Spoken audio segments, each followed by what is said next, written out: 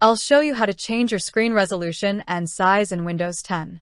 Start by opening the Windows Start menu and typing resolution into the search bar. Click on the option that says Change the resolution of the display. This will open the display settings window. From here, you can adjust the scale of text, apps, and other items. For example, if it's set to 125%, things will appear slightly larger.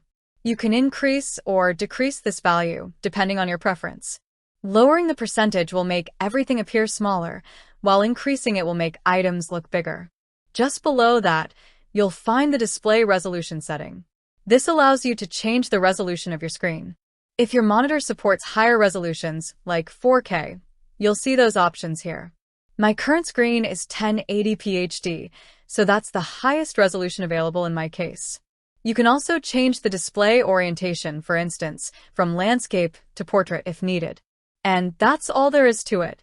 Adjusting your screen resolution and size in Windows 10 is quick and simple. If you found this video useful, don't forget to like and subscribe to our channel for future updates. Thanks for watching.